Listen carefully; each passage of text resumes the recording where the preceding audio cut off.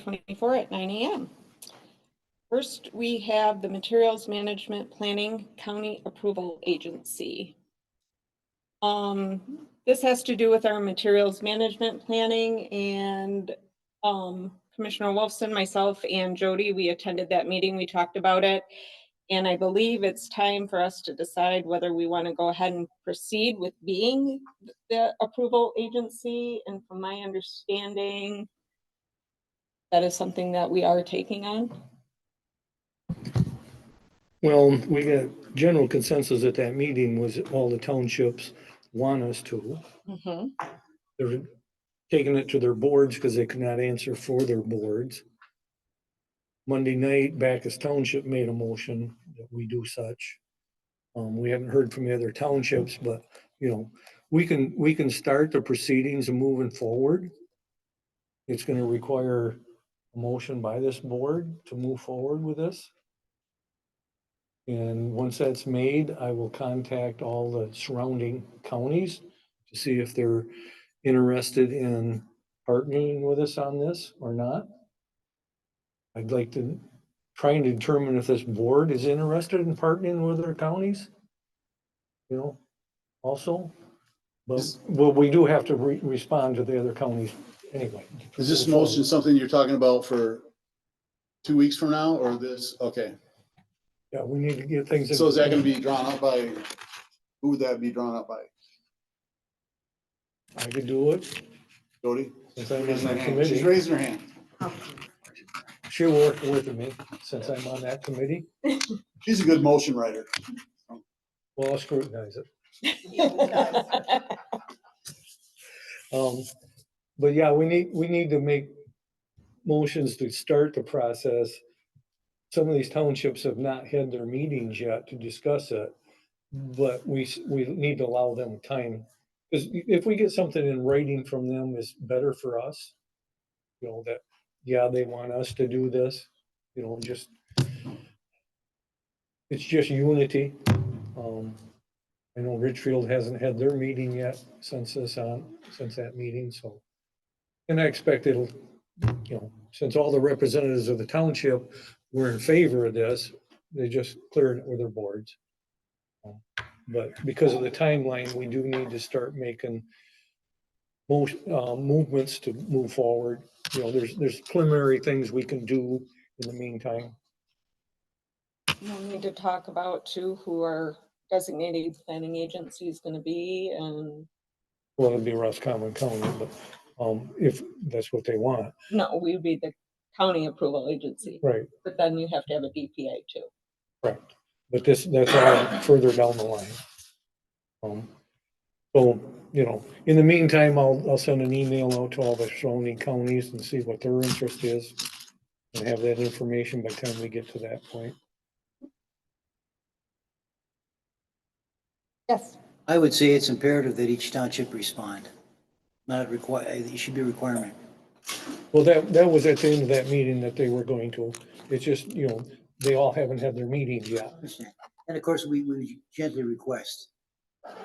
Not demand, but just gently request. Correct. Any other questions or comments regarding this?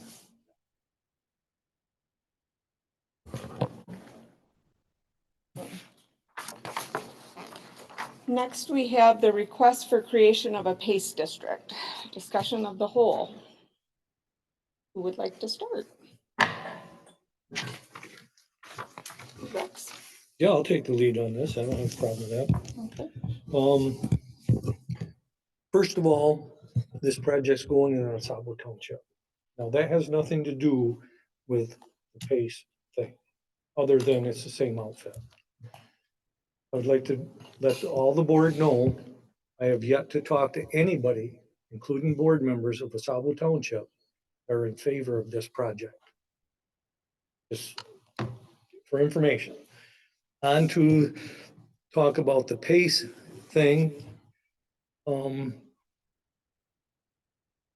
This is basically someone asking us to guarantee a private investor loan. And I'm not in favor of that. most likely will be no property taxes on that property. So if there's a failure in this system, we will not be having a tax sale and no way to recoup our money, should we enter into this. Also, there's been nothing brought forward to how are they gonna pay the county to channel all this money and the stuff in it? Yes, Eric. Why would you not have a tax sale if something failed? Like because you could always sell the When Kurt- property. Let me tell you. When Kirtland College left that site, Osabo Township took away their tax exempt status. Okay. It went to a tribunal. I was at the Osabo Township meeting when this came forth. Tribunal ruled against the Osabo Township because they found an old law that stated if there's any component in it for educational whatsoever, they cannot tax on it. Now Osabo Township has to return that tax money. There will be an educational component to this. How much was it? How much was that? I think it was $24,000 they had to pay back. After that meeting with these people, one gentleman from this organization said there'll be property taxes. I questioned his attorney afterwards, and his attorney told me, no, there will not be. So, So he spoke out of turn. yes. He didn't know what he was saying, talking about. So to enter into this, I think we could set us up for some financial disaster in the county. That's my opinion. Yes. I appreciate the gentleman being here a couple of weeks ago, but I don't have enough information. I don't have enough information to move forward. I respect Rex's opinion at this juncture, so I'm in favor of supporting what you just said. I feel the same way. We don't have enough information. Correct. There's a lot of questions. I'm not sure that it's the right fit for the county with everything that we currently have going on. And without having more information, I would have to side with what Commissioner Wolfson has said. What are the alternatives and what information do we need to move forward? And who do we go to get that? Do we get that from this particular outfit or from where would we get that information? We're saying we don't have enough information. Where do we get more information from? Well, somewheres there would have to be somebody guarantee our money back. Yeah. And I wouldn't think of it as advisable to let somebody else's attorney tell me how the contract's gonna read. You know what I'm saying? Well, do we get this additional information from them? This has nothing to do whether the project happens or not in that township. They're just trying to find ways to put some money together. This property's already been purchased.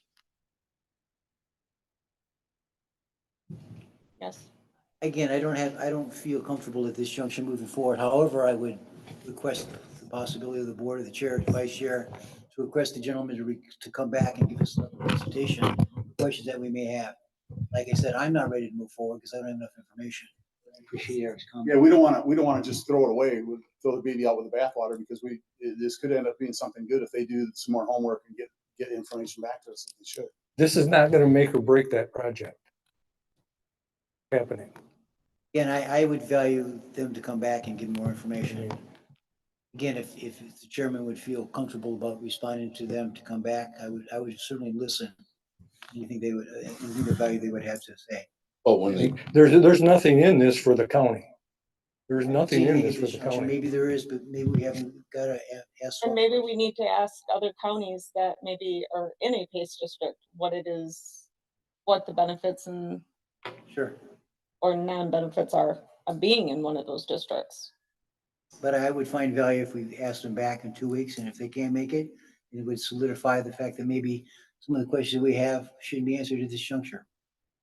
My thoughts, Madam Chair. Yeah, we should give the people a chance. We should give them a shot rather than just refusing to move forward with anything. And they may not be able to come up with anything, and that would solidify our, beliefs that we needed to know more information. and not only that, until we get this information, it's gonna cause extra strain on the township, the county, the different services, what they wanna do, the sheriff's department. Well, I think the Emergency. project's gonna happen anyway. And that has been a big concern, you know, like But we Richfield need to Town, recoup some tax money or something, there's gonna be no property taxes on this. and it's gonna hurt us.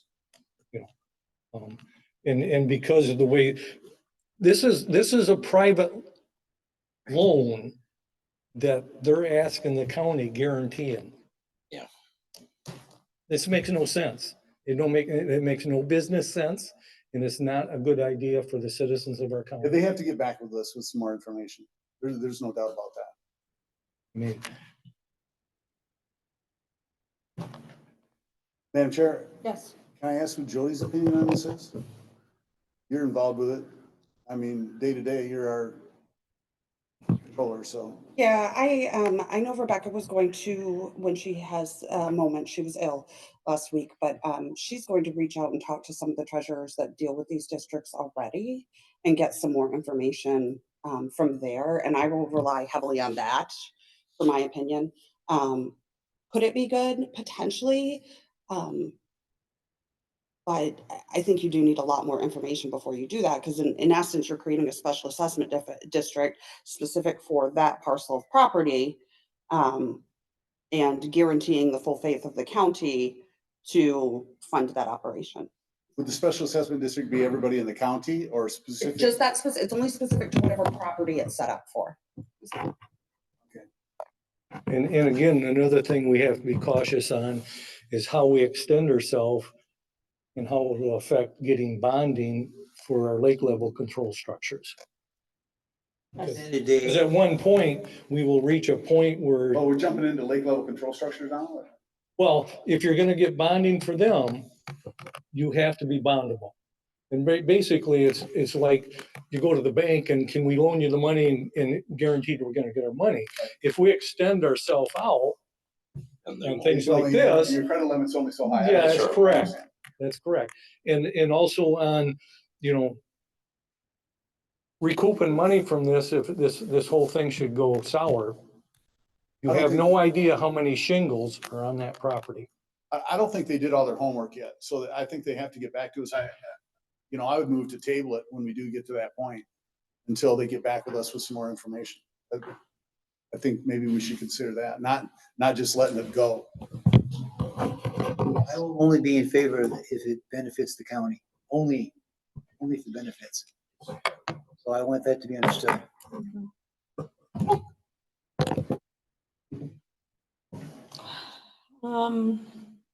Emergency management, Commissioner Ostergen. Yeah, thank you very much. It's not Sting. I don't know how that got in there, but we're talking about something that I've been discussing for several weeks now.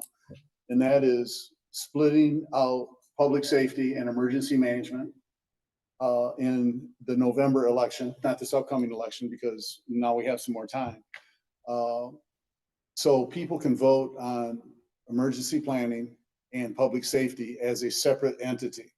I think we're not going to be asking for any millage increase, except emergency planning, 0.1 mil, which is, I think, $10 for every $100,000 of assessed property. Am I correct on that, Jody? Is that the right number? so 10 cents at every, is that what you're saying? Well, 0.1 mil for emergency planning Yeah, it's gonna to be be a separately allocated. Right now, we're paying for it out of our general fund. correct. And we would pull that out of our general fund, let that stand on its own.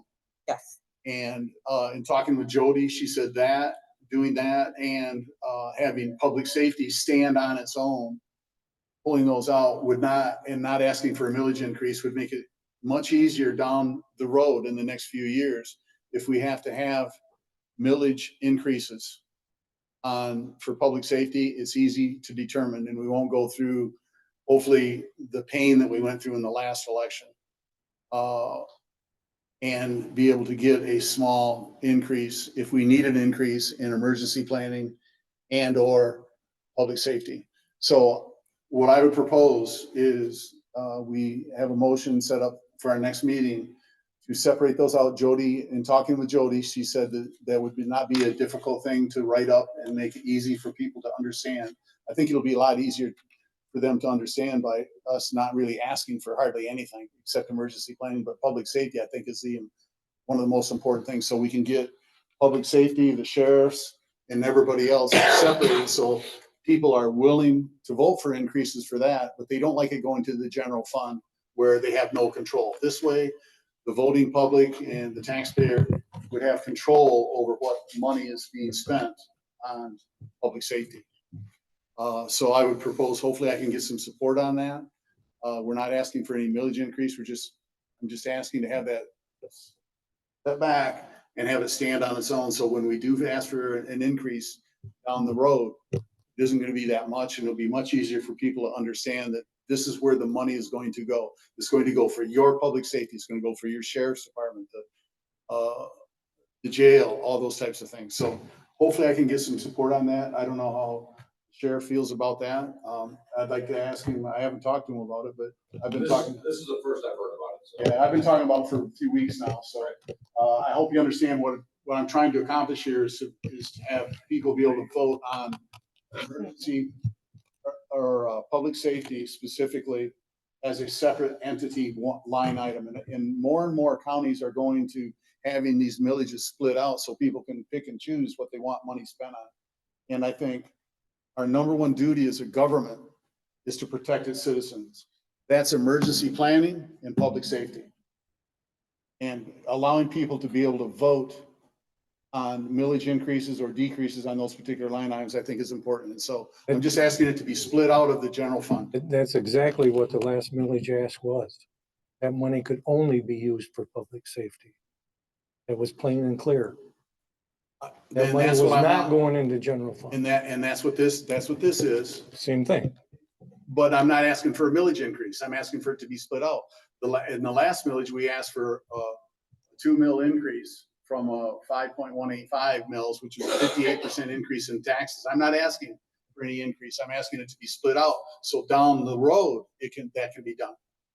Okay. Yes, it was set up where that was all it was going to be spent on, but we were going to take that out of the general fund and not reduce the general fund millage at all.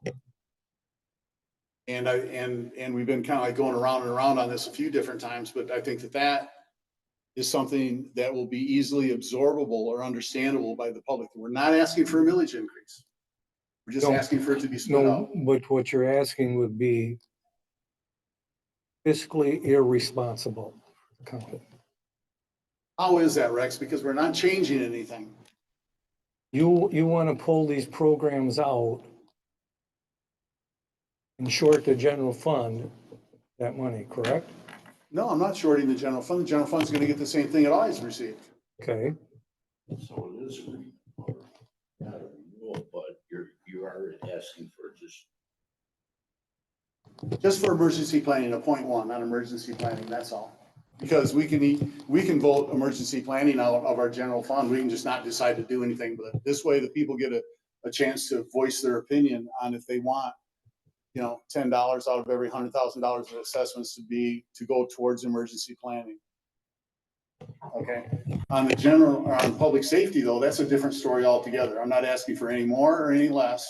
I'm just asking that I think we should split it out and give the people in the future an opportunity to say, yes, I want a 0.25, I want a 0.5, I want a 1 mil increase in public safety. In other words, we're not holding an axe over their head saying, if you don't vote in this millage increase, we're going to reduce public safety. That's what happens. People resent that. They don't want that. They want to be able to pick and choose what they're going to vote on. So you can't hold public safety as hostage for asking for a general millage increase. That's what I'm saying. So we're not asking for a millage increase. We're just asking for it to be split out. Yes. I see value in your comment. We have plenty of time to vet this thing out. Obviously, I need to hear from the sheriff's department, more from the commissioners. So at this point, in my opinion, this is a great first discussion, but until you get the sheriff's comments, I'm not going to make any comments in regard to how I feel at this juncture because it's too early. I'm listening to the sheriff. We have a while. We have a while. At the end of the day, Well, it's how much is a while? Because Michelle, what is the deadline on the November? August 13th, something like that? Yeah.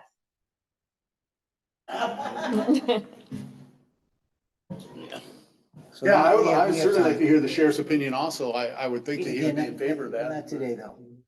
Oh, well, Yeah. we're here to have the discussion on it. That's I think what we're it's- I think it's- Yeah, but that's not fair to the sheriff No, because, but I'm throwing it out there. Yeah. Okay.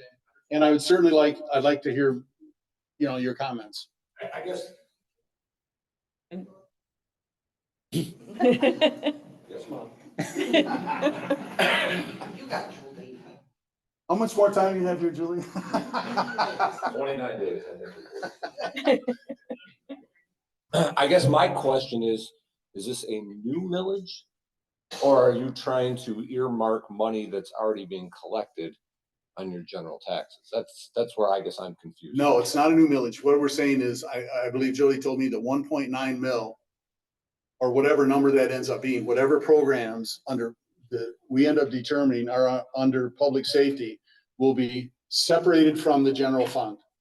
You're trying to earmark Yes. specific tax money for Correct, emergency management. correct. I No, guess no, I'm- not no, for public safety as one entity and emergency planning as another entity. But for both, Nothing I would guess I'm change on still- what you're getting currently, is what I'm saying. I mean, At this point. our road patrol, our road patrol already has a separate millage. Mhm. Yeah. So monies that come out of general fund are for the jail and a couple in the same Mhm. position. Emergency management is a different blanket that's not under my authority. Correct. Because I'm talking about two separate things here, public safety, emergency management. Yeah, I guess I'll I'd have to present see it. something because I'm not, Well, let's get together afterwards to talk about, because I've been talking about it amongst the commissioners here for like a month and a half now. and I guess I'd look back at Jamie, is that even, can you legally do that? I don't know. Yeah. That's We were doing. outside of my scope, We so were gonna do it before in the last election. you were running a special millage. no, we were running a special millage. Above what the county was already collecting. I don't know the tax laws and what you can do with that. That's something that you're. From what I understand from Jody, would be a very simple thing to write in. Am I wrong on that? Oh, no, it's simple to take this budget equals this portion of the general fund budget. So, I'd like to remind everybody, when the millage was passed for the county, it was not specified for this, and that. And by doing what you want to do, we're taking that decision away from the people. No, we're giving it back to the people. No, when they voted in the millage, it was not specified and dedicated for certain things. This gives people options. Now you're gonna make it dedicated to certain things, that money. No, it's not, Which we're not millage are you taking, talking about, Rex? The general operating millage. Okay, all right. what we would do is right now, Jody has the numbers, and I think she told me 1.9 mils. We'll just use that number for example. What I'm saying is, for public safety, the 1.9 mils is removed from the general fund. That goes with you guys, okay, with public safety. The 1.9 mils goes with public safety. We're not asking for an increase, not asking for emergency increase. But we're doing the same thing with emergency planning, but we are asking for a 0.1 because it's being paid right now out of the general fund. Okay, so is the 1.9. So I'm not asking, we're not gonna ask the public for an increase in public safety millage, not now. But at least we're gonna get it separated out. If we had it separated out right now, we could go to them in this next election and say, hey, we need a 0.25 millage increase on public safety. Okay, if you ask for a 0.25 millage increase in the general fund, you're not gonna get it. People aren't gonna vote for it. But they will vote, I believe, for public safety. That's my point. I'm trying to figure out a way to get money that isn't a shell game. Right, I get the concept. I just have to see it to understand. Right. It's, My apologies for. yeah, no, this is the first time I thought you knew about this, but because I've talked about it, maybe you probably haven't been here, I'm sure. I haven't done the last couple of meetings. Okay, Sheriff. Yeah, it's no big deal, but like I said, we're just getting to go and we got to have it by August. So I just want to get that on the table, let people think about it. We're not asking for an increase. In other words, if we're paying 1.9 mil right now, okay, and it's dedicated to public safety, I propose that stay there. Okay. And we have the rest remaining in the general fund that goes somewhere else. Right now, us as commissioners could say, hey, we want to drop public safety. We want to drop it down to 1.8 mil or 1.7 mil. We could do that because it's inside the general fund. If it's split out, we can't do that. And the public gets more operational control over what's going on and where the millage is going. I understand what you're saying, but then at the same time, some of those programs within public safety are the only ones that aren't actually mandated. So if we dedicate that money and then all of a sudden we have this money over here in the general fund and we don't have enough to run a mandated program, then what do we do? Because we can't now come back and grab this money and put it back in. Pull it out of public safety. What you were proposing, you can't. Well, I'm proposing you can't. That's correct. Right now, you can. Right now, we can take. Then all of a sudden, the county is in financial desire. Because there's no money for us to operate mandated services if we're falling short. Yeah, so what do we do? We're pulling it out of public safety. I'm saying that that's gonna stop. We're not gonna pull that money back And out. my question to you was, what do we do and how do we pay then those mandated services? Because we cannot not pay them. They're mandated by the state. That doesn't change under any scenario. That would not change. It would, because right now we have the ability, if we have these mandated services that have to be paid for. Mhm. If we had to, which I don't think any of us commissioners would want to cut anything within public safety or emergency management, Mhm. but that's the only place currently we would have to be able to pull the money from. And To I'm pay saying those we need to- mandated. What I'm saying is we need to leave that up to the voting public. And my question then remains, where would you get the money for the mandated services if you run short? You have to go to the public and ask them for an increase in the general fund. And if they turn that down, you still have to pay the mandated No services. matter what anyway. It doesn't make any difference. You're in the same position either way it goes. No, because you still have the ability to cut loose something within that public safety or emergency services. Money out of public safety. That's correct. That's my point. That's what I want to eliminate. I want to eliminate the ability to pull money out of public safety. If the 1.9 mil is there, that stays there. The remainder goes to the general fund. Okay? I see I'm getting a lot of resistance here, but I don't understand what it is. I really don't, because it's. I'm asking you one simple question, Commissioner Ostergen. Where do you propose that you get the money to pay for mandated services? They have to be paid for. Where would that money come from? It comes up. Where is it coming from now? Something that you want to make sure that it never comes from again. Where does it come from now? It's out of the general fund. Mandated, it comes out of the general fund. Right. You want to take this money out of the general fund. And protect it. Which one do I want to take out? The So mandated services? the question is, No. Eric, should this happen like you wish, Yes. how do we pay the bills? You have the same problem we got now. How are we paying our bills right now? We couldn't get a millage increase through last time. We're paying the bills by balancing the budget. And what I'm saying is leave public safety stand on its own. Let the voting public decide, hey, do I want the sheriffs? Do I want public safety? Do I want an increase in the millage there? The other programs are handled out of the general fund. That's the general fund's problem. Not emergency planning. Or, I mean, not public safety. I mean, we can say that. We all want more money. Everybody wants more money. What I'm saying is we need to fix it. So I think there's a lot of different things going on. The very first portion that you have to understand is that the general fund operating millage was set back in the late 60s, early 70s. That's set. That amount is set. We can't vote and take 1.9 of 3.1 and say it's going to go over here because it's always going to be the general operating fund. You can choose not to levy the full amount annually. You can promise the public that if this millage passes, which is what you attempted to do last time, that you won't collect that full amount. But we can't take the 3.5 whatever and cut 1.9 off of it forever and ever and ever. So if you were to make that promise, it's the same promise you were making last time, which is the same thing. I think what Commissioner Ostergen's trying to say, and it's getting a little convoluted, So we have a general operating fund. That general operating fund millage was meant to run mandated county services first and foremost.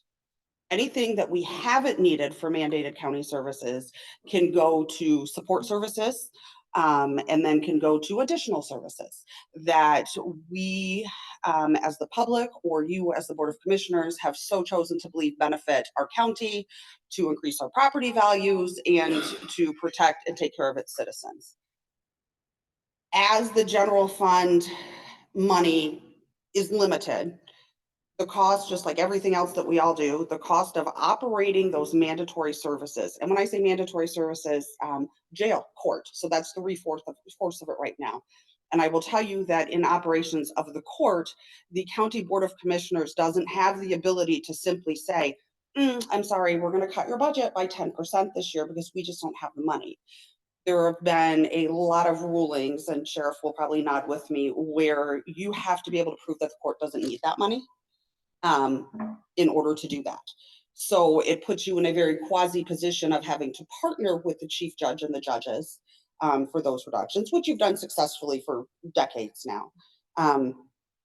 If you took and said, okay, emergency management is $114,000 roughly annually. So if we got a 0.075 mil, we could cover emergency management, and the public can ensure that emergency management is important to them and will always stand on its own, just like you have with the Gypsy Moth program or the Sheriff's Road Patrol. The public has voted strongly in favor of those. Then you're guaranteeing that, but you can't make promises for boards 5 years from now. And that's, I think, where things are getting a little squirrely, and maybe not everybody's clearly comprehending. Jamie's nodding because that's what she wanted to say too. And I'd like to say again, she just reinforced what I said, that millage was not voted in to be dedicated for that purpose. We were gonna split out public safety in our last millage request. We were gonna split it out. But we I'm asking no different. But we're not taking monies out of that 2.5 mils. That was Well, that's why it didn't We already pass. said we because just saw can't that do it was a that. big increase. We just got done saying we can't do it. I mean, okay, I'm throwing something out there. Maybe I am not coming involved with the correct logistical way to do this. What would be the proper way to be able to make sure that public safety was a separate line item that people could vote to increase or decrease or whatever? I don't think they would ever vote to decrease it. So they can be, so it can be on the ballot as a separate line item. Maybe there's some things that we determine that are right now that are in public safety that are mandated. Maybe we don't have those in the public safety portion of maybe just the optional things. It would I be, don't know, Jody, what do you? it what would do be you a think? millage dedicated to that purpose. Yes, Yeah, it's, and That's what we have. you had mentioned to me in one of our conversations about this. Essentially, you're looking at it as kind of an a la carte. So basically, we're saying, hey, you've got these things that aren't on that list of mandatory services that we provide. They're specific to public safety.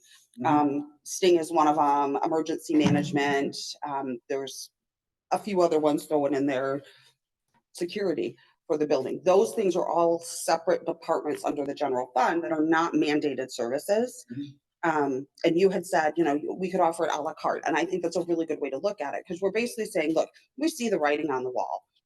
The state's not going to send down any more of the money. They're holding it nice and tight. They're still telling the counties what we have to do without sending any of that money our way. So these things are, they're on the future. Those will be reduced as those mandatory service costs increase. Public, if you would like to see emergency management stay, here's your opportunity to solidify it.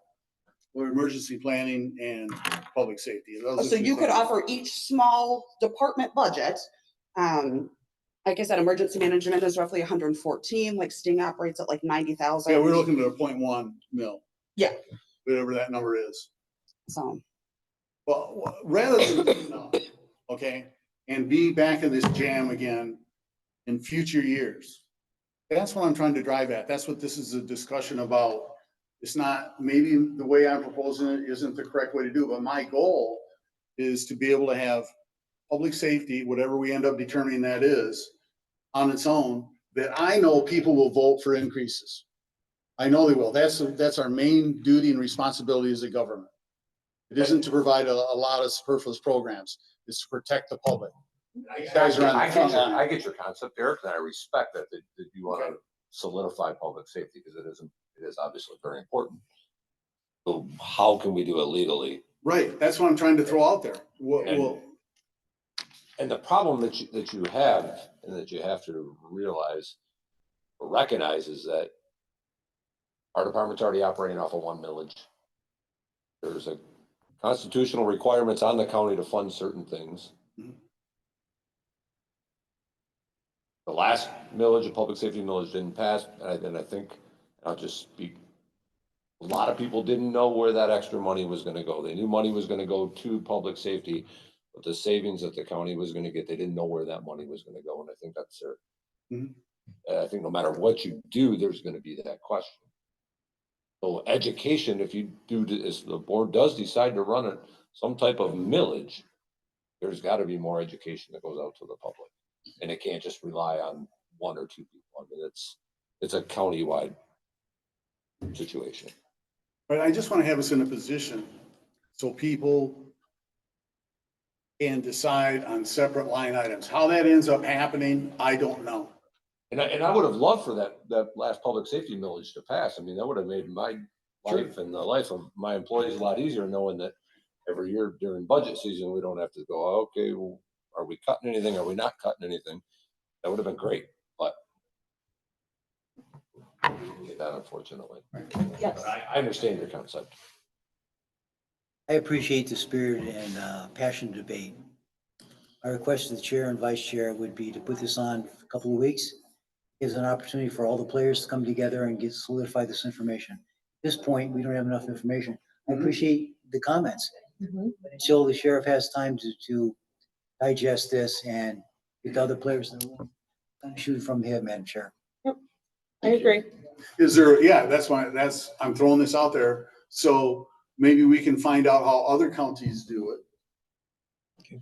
So we can move forward instead of being a year from now, being in the same position we are right now, under the same constraints with no options.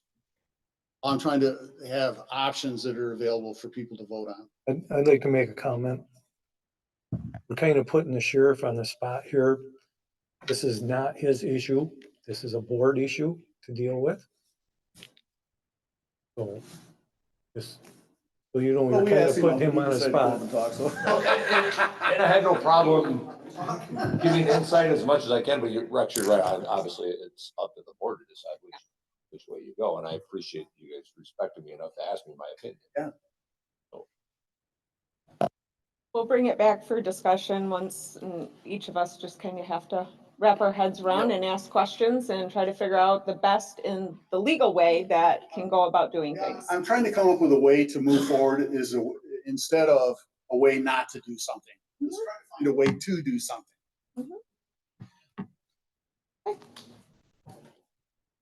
Thanks, Sheriff.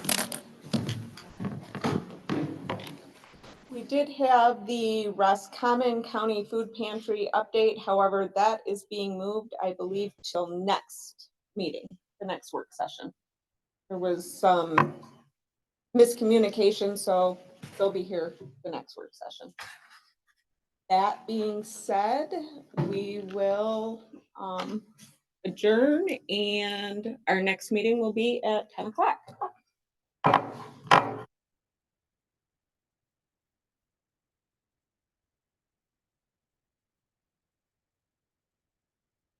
Regular meeting for May 8th, 2024 at 10 a.m. Pledge of Allegiance. Commissioner Milburn? Pledge allegiance to the flag of the United States of America and to the republic for which it stands, one nation, under God, indivisible, with liberty and justice for all.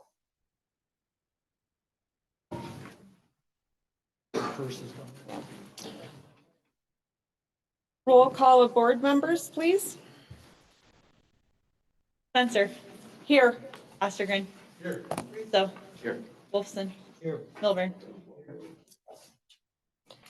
Before we approve the agenda, I would like to move the flag presentation right after the approval. Once that is finished, we'll take approximately a 5-minute break. I would also like to add under unfinished business, at item C, the L4029 tax rate request by our equalization director, Jamie Hauserman. So move, Madam Chair. Second. Discussion? Roll call? Wolfson. Ostergren. Yes. Censor. Yes. Milburn. Yes, Russo. Yes. Motion carried. Commissioner Mulder. thank you, ma'am.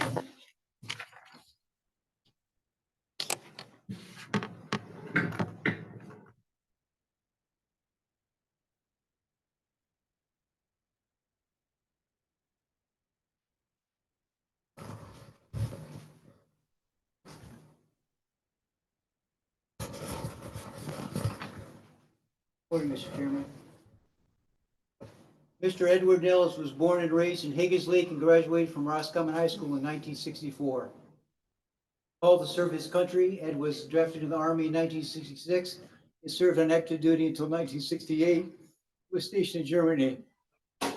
Continued his military service, then joined the National Guard for 2 years in Benton Harbor, then transferred to the National Guard at Camp Grayling, where he served another year. After his military service, Ed worked briefly for Pontiac Motors in Pontiac, Michigan, until he was employed as a wholesale retail distributor for the State of Michigan Liquor Control Division, position he held for 29 years. Upon retirement from the state in 1997, Ed, who was one who never fully retired, was employed by the Lehigh Shoe Corporation for additional 2 years. Ed then accepted an important and challenging position to facilitate the GED program at both Roscommon County Jail and the Whole Lake Adult Education Center for several more years. Always involved in service to his community, Ed was a member of the AMVETS Post 13 and served another 2 years as post commander, and past member of the Moose Club in Grayling. Ed was also instrumental in the development of the youth soccer fields at Roscommon, as well as promoting soccer at the high school level. He coached another youth soccer at the time his son John, who's here today, was 6 years old until the middle of his school years, and then Ed continued to coach the travel team for 7 more years. Ed and his wife Diane, here today, have had a strong, loving, and faithful marriage since 1974. We'll celebrate the milestone of 50 years of marriage this December. Always committed to the core values of family. In December of 1978, John, their son, was born, which has been the highlight of Diane and Ed's life. Ed served with distinction as a valued member of the Roscommon County Board of Commissioners for 4 years, in 2006 to 2010, which was the chairman of the board, and continued serving the citizens of Roscommon County as supervisor of the Lyon Township Board for an additional 8 years. Mr. Ed Nellist, you, sir, have honorably, faithfully, and admirably served our nation, the state of Michigan, and citizens of Roscommon County with integrity, humility, intelligence, and most importantly, gentle kindness. Therefore, it's a great honor, privilege, and joy to present this American flag to you and your loving wife, Diane, for exemplary service to our country.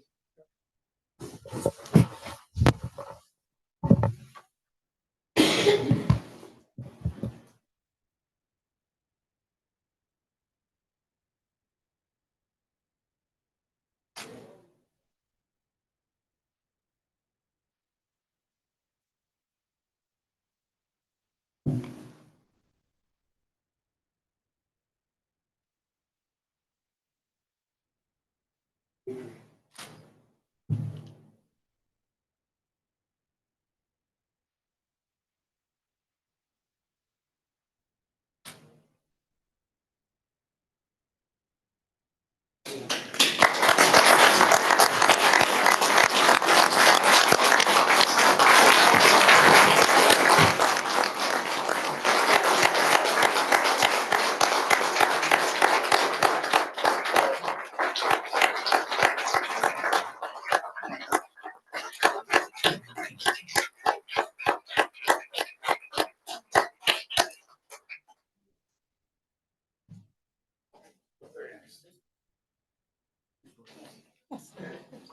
You want to do a break to do those? Okay. We're gonna take a 10-minute break and reconvene at 10:15. Thank you. I'd like to call the meeting back to order at 10:16.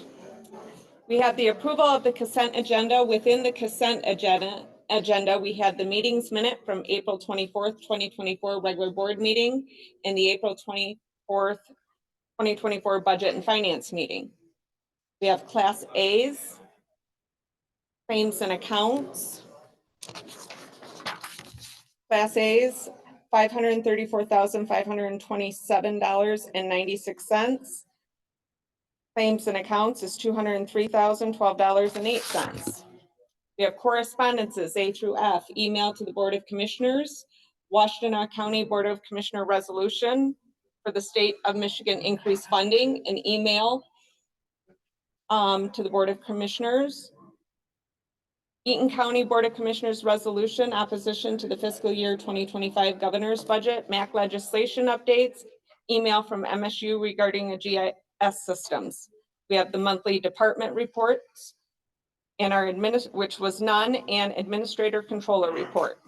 Do I have a motion to accept these? Okay,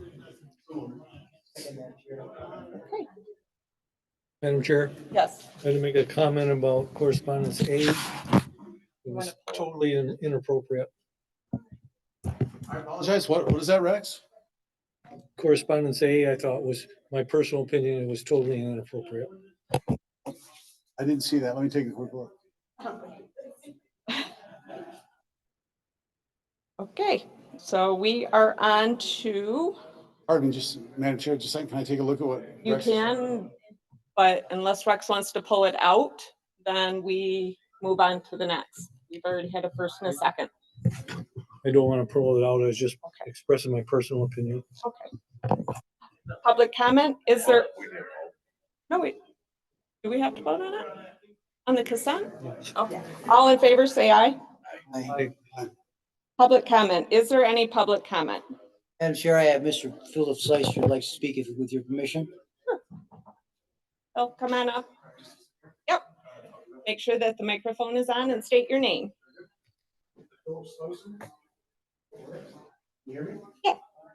Thank you. I understand the lake level is not on the agenda today, and I know you have lots of other business, and I know you hear a lot about that. But I'd like to make a comment on that if I could. Okay. I appreciate the effort you guys have done on the lake level. I know it's not easy, and there's been a lot of work done. The assessment district, the delegated authority, trying to comply with the law. I understand there's a lot of work there, and it's not easy. And I appreciate what's been done there. I understand there's organization now taking public input, which I'd like to know more about and maybe get involved with. So that's great.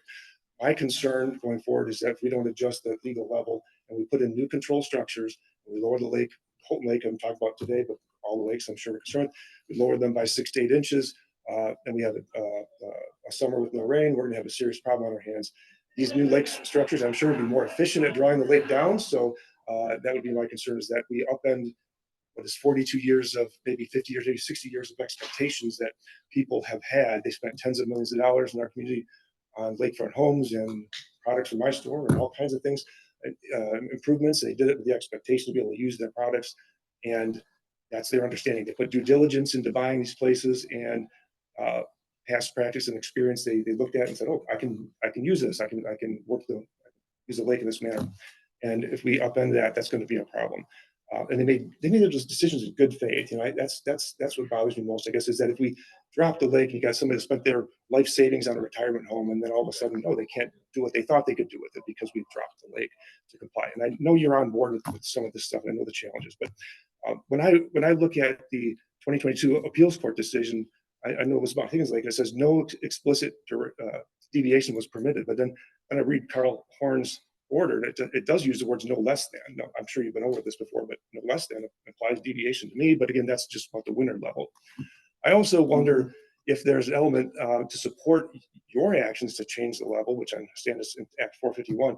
When you look at common law and practice and custom, I mean, custom trumps written law in a lot of cases. I don't know if it does with the DNR, but I know, for instance, if I have a property, my deed is my property, my survey says these are my property lines, but my neighbor builds on my property, those reports, I don't enforce it 42 years later. That's a court order.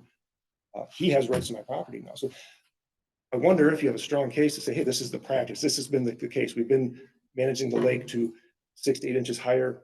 We have a strong case, I think, to say this is the practice in question. Under 451, I know it does say 2/3 of residents, but it also says the county board can initiate that without the 2/3.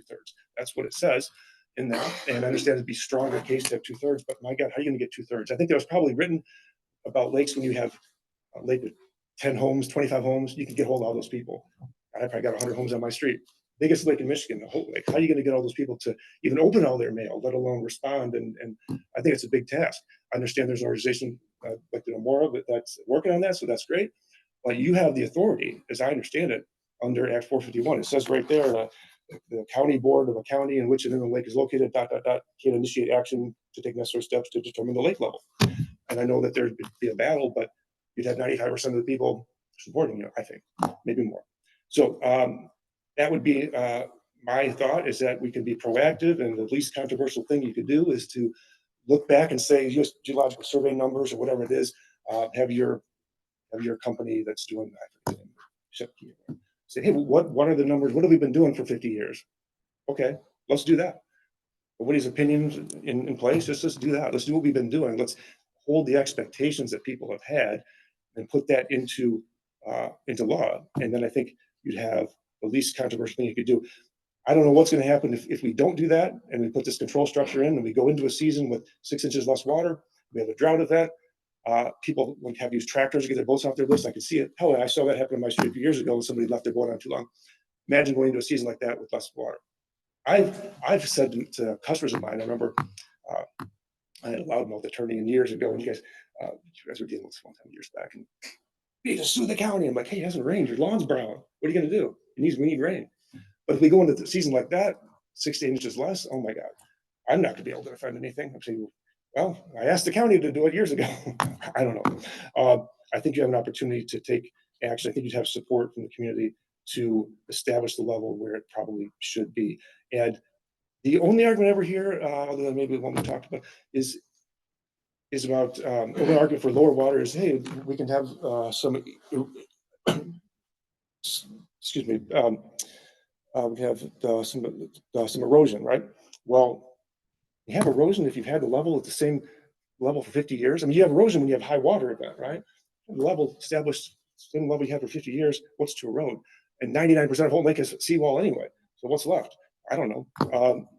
And if you have a new control structure, it can more efficiently bring that down in a flood event or a rain event, right? More efficiently bring it back to the level you guys established. So I don't see any downside to the board moving forward and trying to establish the legal level being what it should be, along with all these other actions you're doing. That's my 2 cents for today. I know it's not part on the agenda, so I know we can't comment, but that's what I'd like to say today. Thank you. Thanks, Phil. Do we have any other public comment? Yes, come on up and state your name. See if I can get the microphone to work here. My name is Howard Hatherley, live in Houghton Lake. And I have like 4 questions. First one, and it's all about the lake level district that you developed. And do you have control over the Bacchus flooding, the Reedsburg Dam, and Lake James? And if you don't, I don't know how you're going to get enough water to keep the lake up where it belongs, because the DNR has put in 2 new dams on Bacchus and a new overflow, and they've Reedsburg's got a brand new dam and holds back lots of water. And so I'd like to know if the board has control over that, number one. Number two, if the lake level gets below the legal level, are the boards still going to be open to allow water to flow down the Muskegon River and into Muskegon Lake, even though Houghton Lake and Higgins Lake are below the legal level? And when would this kick in? And then the third question is, the district is built upon what the sewer district was done years and years ago, just the lakefront owners and across the street, because that's all there was years ago. And now they've gotten hit now with a third, because the sewer, the improvement board, and now the lake level district is the same people are being taxed over and over and over for all this stuff. And Houghton Lake has gotten built up, way out with a lot of subdivisions now and stuff like that. And it would be a lot nicer and fairer to the public if everybody had a piece of the pie to take care of. And my fourth thing is the homestead exemption that you get, and this is your homestead on your taxes, isn't honored in this new lake level district. I just got it in the mail. And so because the lot next door is ours to our house, at the township in the homestead, it's all treated as one. Whereas in this new district, you got it treated as two. So even though there's no house, there's no other people owning this lot next door, you're going to pay double for this district taxation. So I think that you've kind of maybe overstepped some of the bounds and not thought about these things. So I wanted to bring them to light and see what you thought. So I'm done. And what are your answers? We don't usually respond during public comment, but I did write down all 4 of your questions. So if you can get me a way to get in touch with you, we will make sure that you do get a response to those. Yeah, I can give you an email address or okay, it's hhathe@msn.com. Okay, So if you can send me that, I'd appreciate it. absolutely. Thank you, Howard. Thank you. Any other public comment?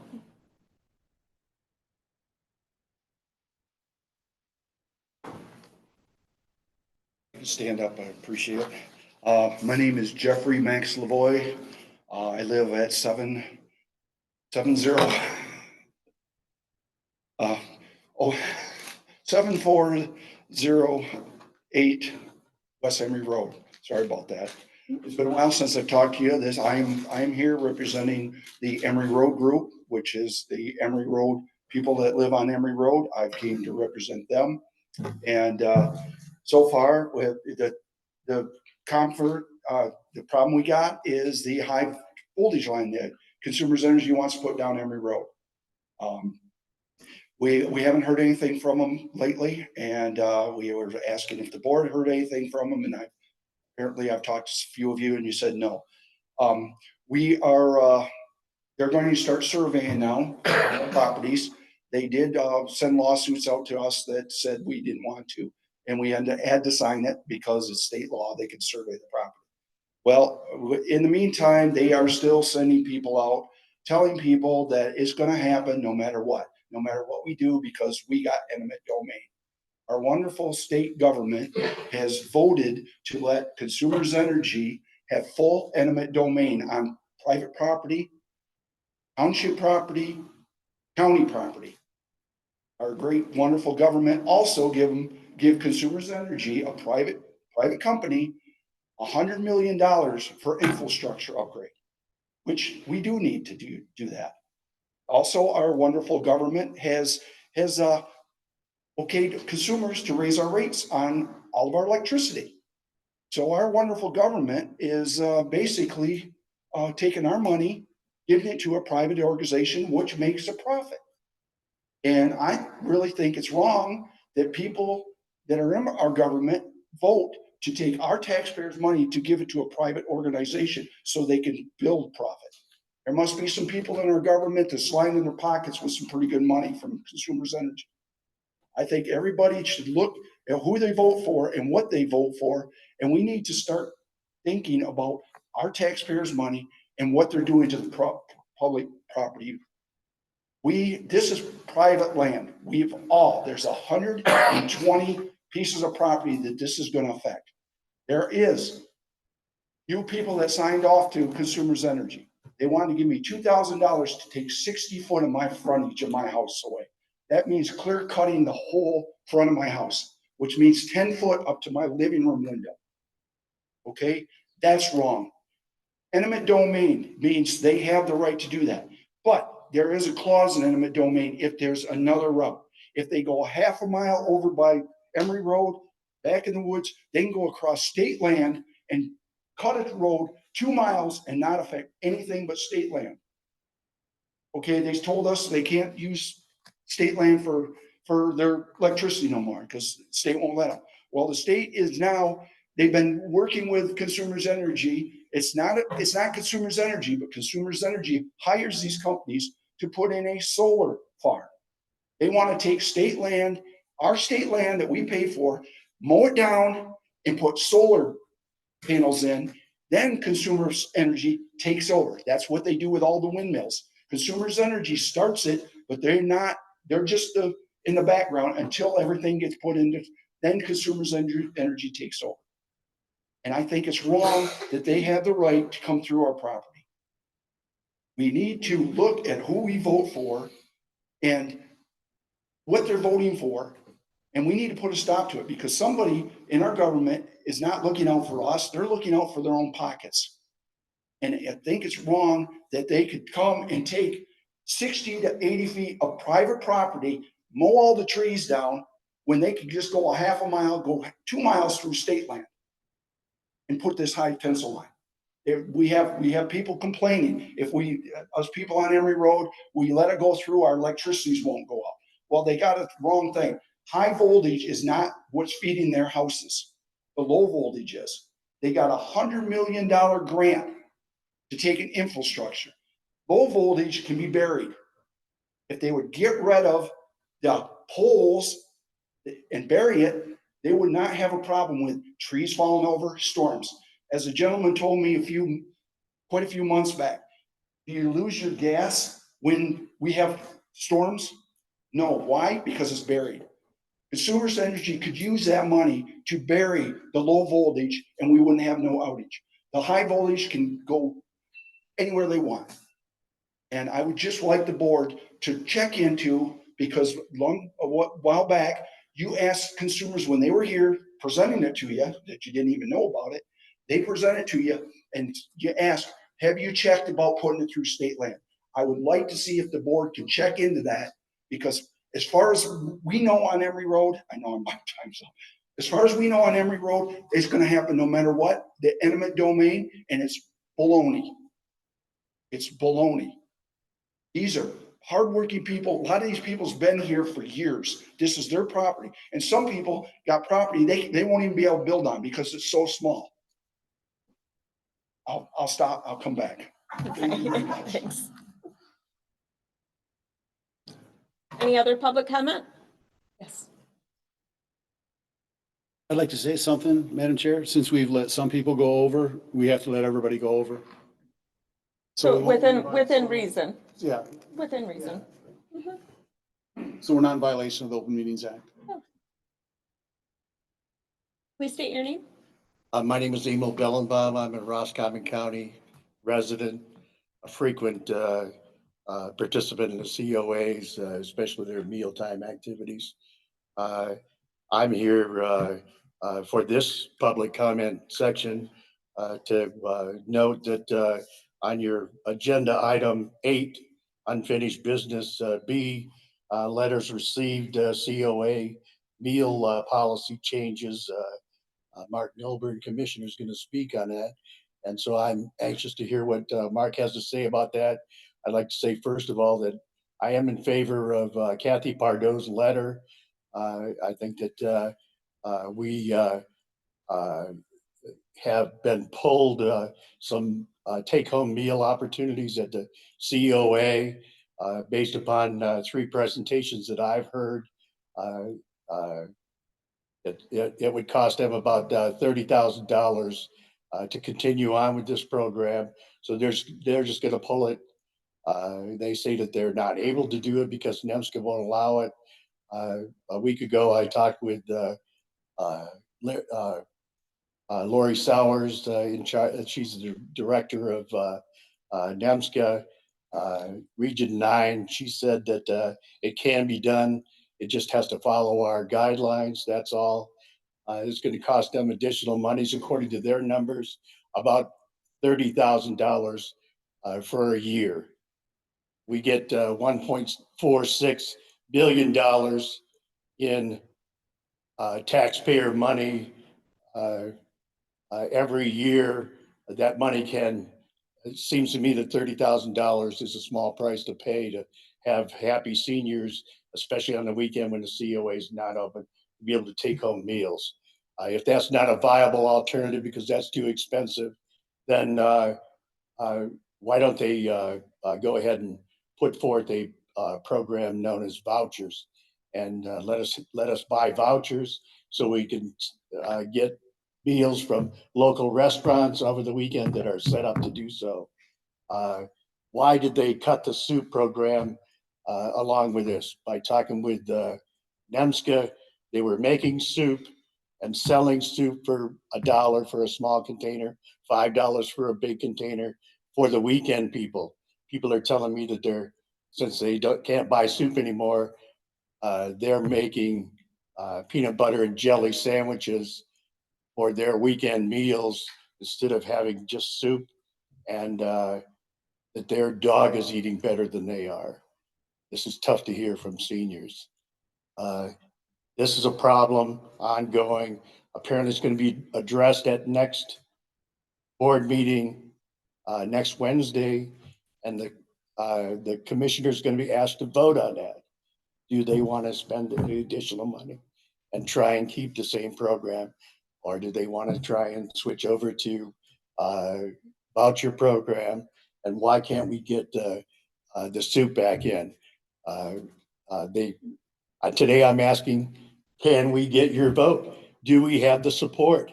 Are we, the seniors, the important quality here in Roscommon County? Or are we looking at a bureaucracy that just announced that they're trying to save $180,000 to put away into a portal so that they can have it for emergency funding? Well, are they cutting the seniors short $30,000 program so that they can have an emergency fund program? Or do the seniors mean something here in Roscommon County? So I look forward to listen to Mark's remarks, and I'll cut it short. Thank you very much. Thank you. Any other public comment? Yes. Back of the row. All right. Can you hear me okay? Yes. All right. My name is Kim Worley. I live in Garish Township, and I am here today to do a formal announcement that I am running for County Commissioner, District 2. And I know there's been some emails and blogs or comments that have been out before this official announcement, and those are not from me. But I wanted people to know that my role, I believe, is to represent Garish Township, Higgins Township, bring that voice to the county board. But there are no easy decisions that have to go before a board, so that we must work together. We have to be healthy debate, good conversations, so that we can move forward and make sure that we keep this county strong, that we are ready for the next 10 years in front of us and the children that are coming before us and after us. So thank you for your time, and that's all I needed. Thank you. Any other public comment? Anybody on Zoom? No? Okay. Do we have any visitors? Yes, I'd like to announce a visitor. My chauffeur today, he's sitting in the back of the room, US Marine. Most of the time it's people carting Marines around to go off to battle, but today my good friend Harlan Hendricks likes to stand up. I think Mark, you and Marlon are probably about the same time frame in the early 70s in the US Marines. So I want to thank Harlan for bringing me here today, as I'm one of the walking wounded, so to speak. Anyway, thank you, Harlan. Thank you. Any other visitors? Unfinished business. A, Michigan's Other Great Lakes trademarking update. Commissioner Milburn. Thank you, Madam Chair. Now, I said this last meeting, about 20 years ago, I was in an economic development meeting, and I kind of coined up the slogan, Michigan Other Great Lakes, for Roscommon County. It seems throughout the years it took hold, and I understand it's on the Golden Lake Chamber's website, and it's also on their sign and a lot of literature that is spread around the state. I think it's imperative, and I can't say this strongly enough, that well, matter of fact, I'm gonna tag team with Jody, because Jody did all the hard work putting it together, but I wrote the motion, so it's a great team.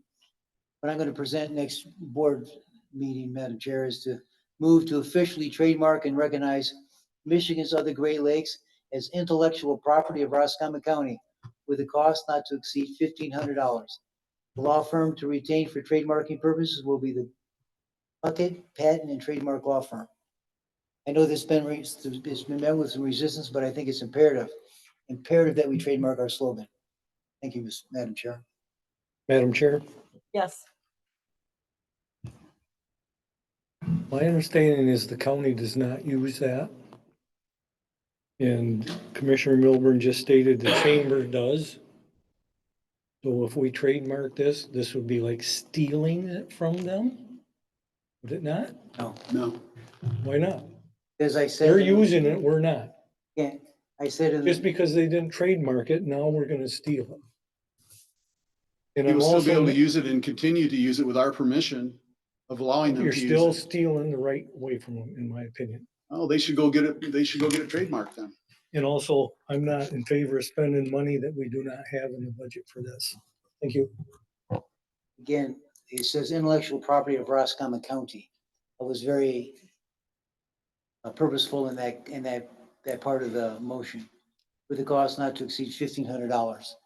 I think it's very inexpensive to trademark what I think is an important slogan for our county. I think it's imperative that people look at our county as Michigan's other Great Lakes. My thoughts, Madam Chair. Thank you. I'd like to support that motion next week. Okay. I think it is important. Trademarks are important. They are, a symbol of what we represent. Having a brand is very, very important. I think we see everything in today's society, everything is branded. And this is really a brand of Roscommon County, Michigan's other Great Lakes. It's not that expensive. It is not that big a deal. I'm sure we could probably even get private funding for it, but I think it's something that we need to pursue. If we have to get private funding, I don't think that would be that big of an issue either. But even if we didn't, I think that we need to commit to getting this trademark registers. As I mentioned before, it's not going to be $4,000, $5,000 bill. In fact, I doubt it'll even be 15. But I support this. Yes. Who uses this trademark? I know it's on the Holden Lake Chambers, on their sign. It says Michigan's of the Great Lakes, and I've seen it on literature throughout the state. I know, Through who? What literature? I saw some literature down there, No, who's putting the literature? that I can't answer. Because- I'm assuming that the chambers are doing it. If we do it, I think then we should build the chambers and whoever uses to recoup our money. So I think we could, with your permission, Madam Chair, Yes. I think we could ask the chambers to kick in. But I do believe it's a county slogan. It's not just a Holden Lake slogan. It's a county slogan. I think it's important that we trademark it. I think it's imperative. It's something when you look at McDonald's, my kid is 12 years old now. Before he could even speak, he knew the yellow Art. yellow art. Everybody knows Pepsi-Cola or Coca-Cola. The bottom line at the end of the day, it's imperative is for businesses like Mr. Spicer's. People to understand that this is our slogan. This is our county. Michigan's other Great Lakes is a great slogan. I think that we should capture. And for Miss Morley, she's a businessman too, or businesswoman, business person. Any other comments? I would just like to see this come forward in the next meeting. Letters received, COAs, new mail policy, Commissioner Milburn. Thank you, Madam Chair. With your permission, Madam Chair, could I ask Roberta Carey to come up? Yes. Thank you, ma'am. Roberta Carey is the chairperson of the COA. We'll kind of tag team in regard to questions made by Emil earlier. Thanks, Roberta. Go blue.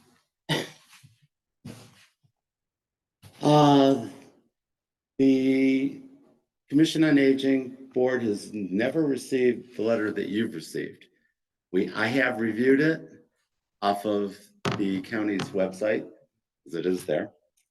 Being as we have not received that particular formal letter, we can't really address it from the board standpoint. However, we will let you know that we did receive an appeal, and it is currently going through our appeals process. That once that appeal was notified to myself and the director, we sat down and met. At that point in time, I assigned a committee. They have searched out the facts by meeting with the director as well as the person that sent in the appeal. And they will be presenting next Wednesday the results to the entire board. So I would invite you all at 1 o'clock on Wednesday at the Roscommon Center to come to our board meeting.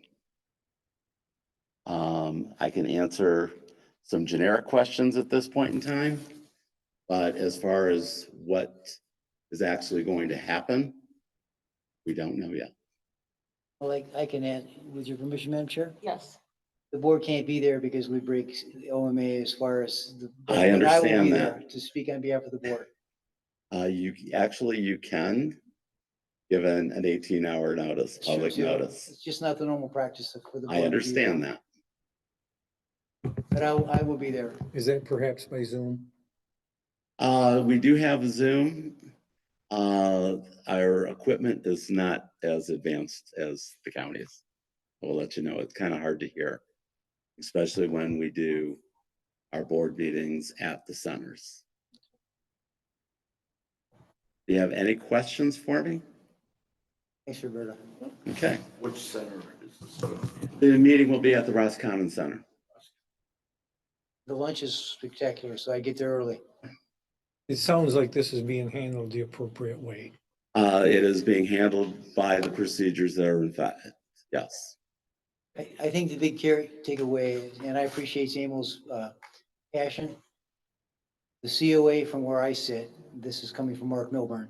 We will always follow the rule of law. We'll follow what NEPSCA says. We have to follow the rule of law. We could possibly lose our funding. At the end of the day, we're going to do what we're supposed to do to benefit the citizens of our county. Absolutely. Our priority The citizens. is senior to citizens. the seniors of our county, as well as the taxpayers, because we have fiduciary responsibility to them as well. Thank you, Madam Chair. Thank you. Thank you.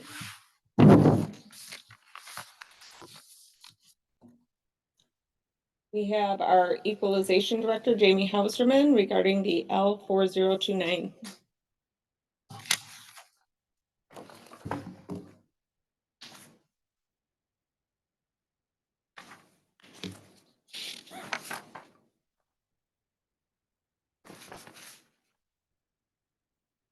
Something else here.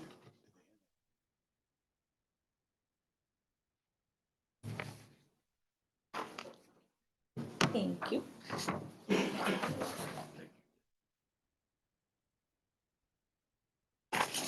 Thanks, Jamie.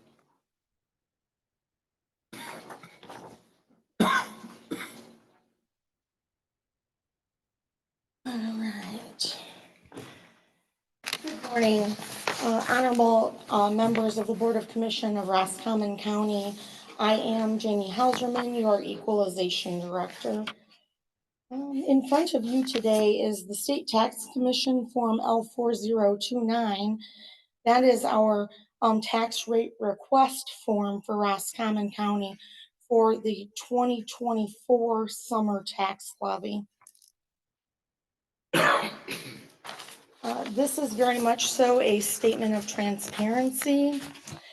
This 2024 tax rate request for the County of Roscommon, which will levy against the 2024 taxable value minus the disabled veterans exemptions entered by the local assessors as of the close of March Board of Review.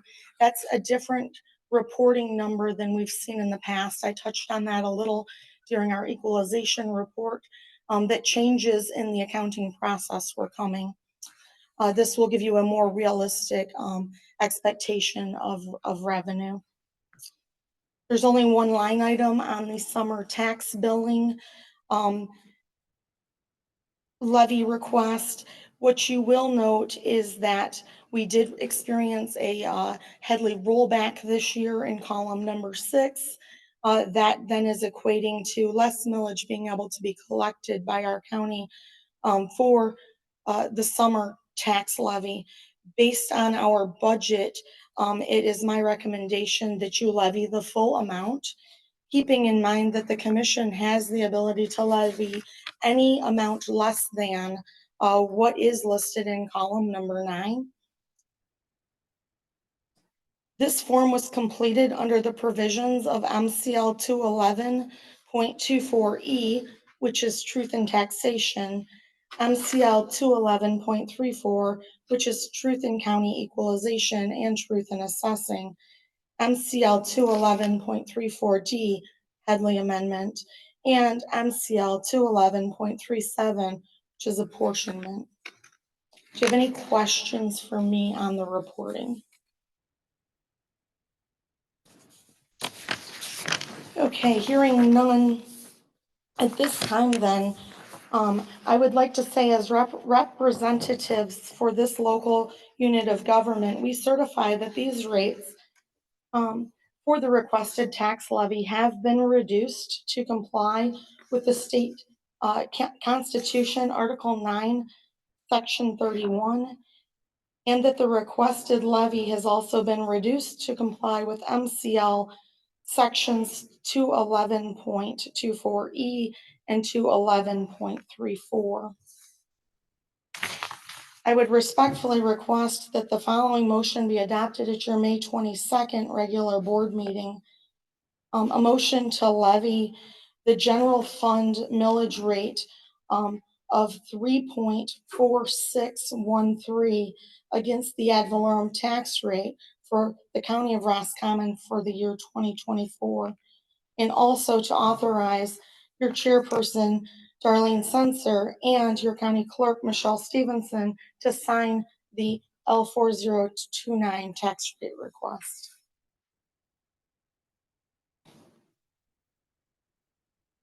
Any questions? As usual, spectacular job. Thank you so much. Thank you, sir. Thank you, Jamie. We'll have it on at our next meeting. Thank you.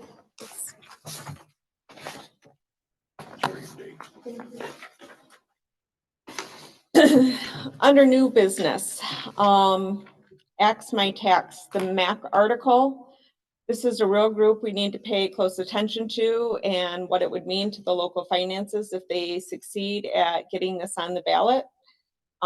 This will be a topic that we will be discussing in the future work session. So if each of us can read up on this topic and be ready to discuss it, it would be greatly appreciated.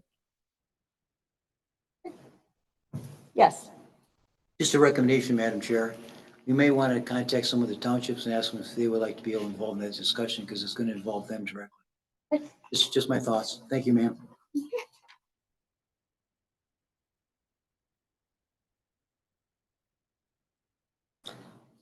Motions and resolutions. Michelle, whenever you are ready.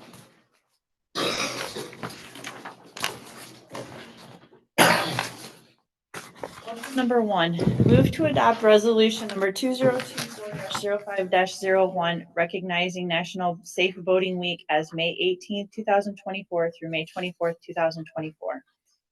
Resolution number 2024-05-01, recognizing Safe Boating Week, May 18th, 2024 through May 24th, 2024. Whereas for over 100 million Americans, boating continues to be a popular recreational activity. From coast to coast and everywhere in between, people are taking to the water and enjoying time together boating, sailing, paddling, and fishing. During National Safe Boating Week, the U.S. Coast Guard and its federal, state, and local safe boating partners encourage all boaters to explore and enjoy America's beautiful waters responsibly. And whereas safe boating begins with preparation, the Coast Guard estimates that human error accounts for most boating accidents and that life jackets could prevent nearly 83% of boating fatalities. Through basic boating safety procedures, carrying life-saving emergency distress and communications equipment, wearing life jackets, attending safe boating courses, participating in free boat safety checks, and staying sober when navigating, we can help ensure boaters on America's coastal, inland, and offshore waters stay safe throughout the season. And whereas National Safe Boating Week is observed to bring attention to important life-saving tips for recreational boaters so that they can have a safer, more fun experience out on the water throughout the year. And whereas on average, 650 people die each year in boating-related accidents in the US. 75% of these are fatalities caused by drowning. And whereas the vast majority of these accidents are caused by human error or poor judgment and not by the boat, equipment, or environmental factors. And whereas a significant number of boaters who lose their lives by drowning each year would be alive today had they worn their life jackets. Therefore, be it resolved, the Roscommon County Board of Commissioners do hereby support the goals of the Safe Boating Campaign and proclaim May 18th through 24th, 2024 as National Safe Boating Week and the start of the year-round effort to promote safe boating and urge all those who boat to practice safe boating habits and wear a life jacket at all times while boating. So moved. Second. Discussion? Chair. Yes. I think it's imperative today that we recognize Commander Munger in the audience to accept this resolution. With your permission, Mr. Commander, would you stand up, please? Thank you. Thanks for being here today, sir. Thank you. And thank you for everything you do. Any other discussion? Roll call, please. Milburn, Yes. Ostergren, Yes. Censor, Yes. Russo, Yes. Wolfson. Yes. Resolution adopted. Number 2. Move to adopt resolution number 2024-05-02. Resolution submitting to a vote of the electorate a special millage for the Roscommon County Economic Development Committee and MSU Extension 4-H programs. Resolution number 2024-05-02. Roscommon Economic Development Committee and MSU Extension 4-H program millage proposal. Whereas the Roscommon County Economic Development Committee, RCEDC, is working to advance local businesses and workforce development, countywide marketing, recruitment and retention of businesses, broadband expansion, housing initiatives, as well as address issues that advance the economy of Roscommon County. And whereas Roscommon County has created a partnership with Michigan Works Region 7B and Northern Transformation to support the efforts of the Roscommon County Economic Development Committee to fund staff support and programming. And whereas Michigan State University Extension 4-H program serves Roscommon County residents to improve their lives by bringing the vast resources and research of the university directly to youth, adults, businesses, and communities in Roscommon County. And whereas funding for MSU Extension 4-H would support youth programs, natural resources education, health and nutrition programs, community development programs, and other programs to benefit the people of Roscommon County. And therefore be it resolved that the following question be submitted to a vote of the electorate in the primary election to be held on August 6, 2024. Shall the limitation upon the total amount of general ad valorem taxes which may be levied upon all real and personal property for all purposes in any 1 year under the Michigan Constitution be increased in the county of Roscommon, Michigan to 0.13 mil, which is equal to 13 cents per $1,000 of taxable value of all such property, be collected for a period of 6 years beginning 2024 through 2029 inclusive for the purposes of paying cost of operating 4-H youth programs, Michigan State University Extension Services, funding received to equal 0.10 mil or 10 cents per $1,000 of taxable value, and Economic Development Committee, funding received to equal 0.03 mil or 3 cents per $1,000 of taxable value in the county of Roscommon, thereby raising in the first year an estimated $232,944. So move, Madam Chair. Anybody second? I'll second. Discussion? Yes, I got a couple of questions. Is this a total, adding them all up? Okay, because it's kind of confusing on how this is written up. Is this a total of 0.26 mil increase or a total of 0.13. only, so it's only 0.13, Yes. splitting it up that way? Yep. Okay. This is kind of confusing on how that's in there. It looked like it was, Yeah. they're added again and again and again, you know? It's kind of confusing. I'm wondering if that should be the language that we should be voting on. I know there's gonna be other discussion on this too, but that's what I was wondering. I think it's important. I'm not positive if this is the exact way that it should be worded, because I don't necessarily word stuff for the ballot per se, but I think it's important that people understand that 0.03 would go towards economic development and 0.10 would go to MSU. But that's how the money would be divvied between those two programs. Okay. Yes. But I asked at the end of the day, it's Michelle's job to make sure they meet the criteria. Does this meet the criteria? That is not my job. Sorry. Okay, it's our job to make sure it meets the criteria, but at the end of the day, it's on the ballot. Bottom line is, what It do we has get to be in the form of a question. That's what I look for. right? The rest Bottom is line legal. You yeah, have to rec- contact an yeah. attorney. May I remind the board that the collective intelligence of the entire Economic Development Board voted in favor of this motion. And if the way I feel, and at the end of the day, it's the people to decide. The board, as long as it meets the basic requirements, I think we have an obligation to let the people decide. Those are my thoughts. Madam Chair, People. Yes. I'd like to make one comment on it. Okay. This appears to be over a $60,000 increase, what they were getting before. Perhaps this is for administrative cost. But it appears to be over a $60,000 increase. I apologize. A $60,000 increase over what, Rex? What they were getting before they were cut from. So this last year, they haven't gotten anything and now they're asking for $60,000 more No, over and above what they got the year before from the 22 budget. from the 22 budget? Okay. Maybe I'm shooting from the hip, and I'm gonna ask Jody to kind of correct me if I'm wrong, which I often am. They got about $250,000 from ARPA money.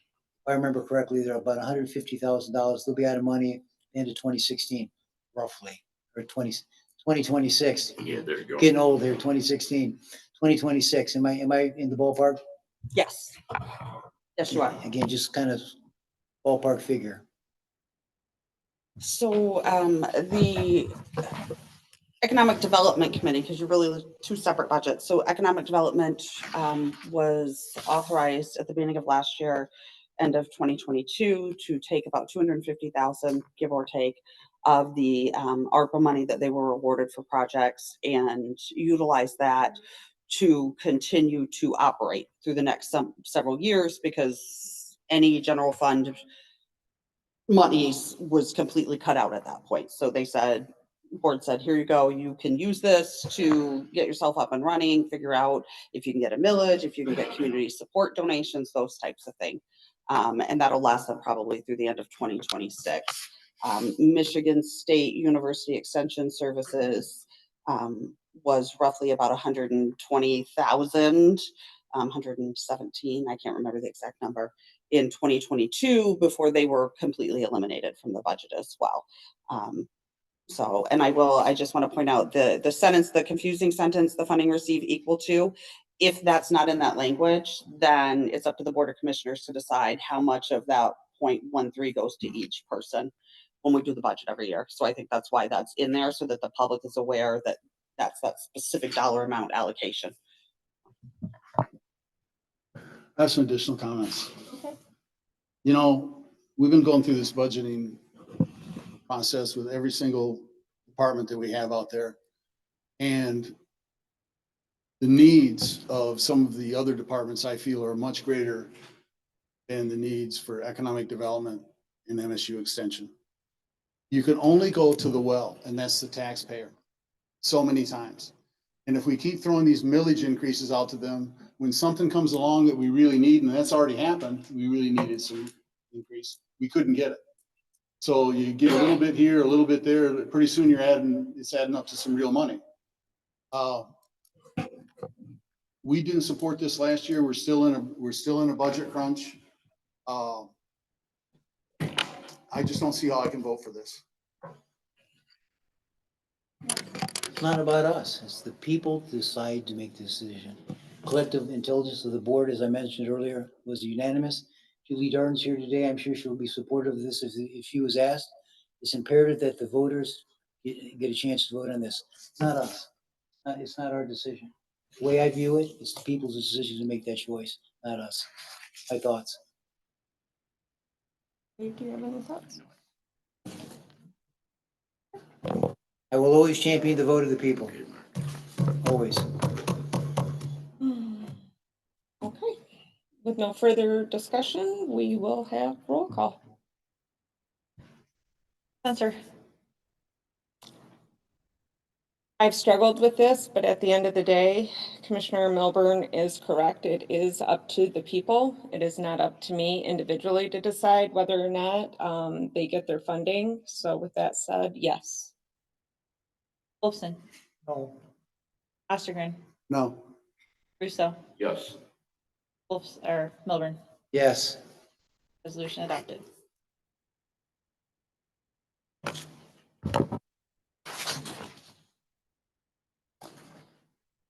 Committee reports, Commissioner Ostergren.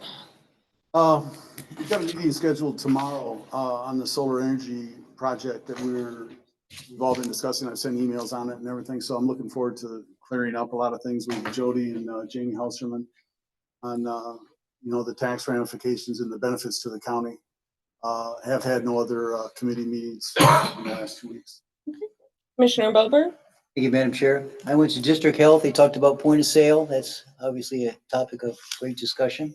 And I went down with Older Michigan Deities Day down in Lansing last week to meet with about a dozen representatives about senior citizens and things that Emil talked about. Thank you, Madam Chair. Commissioner Russo. Personnel. So I have attended an agenda meeting last Thursday, May 2nd, several phone conversations regarding the SAD districts. One of my main meetings that I attended, the substance use disorder meeting, was on Monday, May 6th up in Gaylord.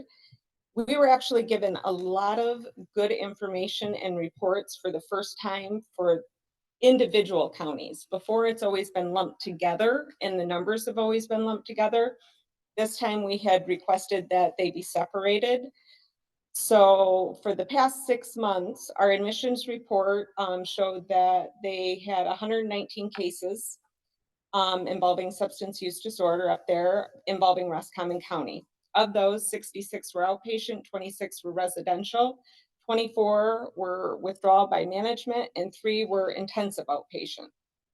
Of the 119, 66 were treated for alcohol as a primary substance use, 18 for heroin, 17 for other opiates and synthetics, 10 for methamphetamines, 4 for marijuana, 3 for cocaine and or crack, and 1 for other amphetamines.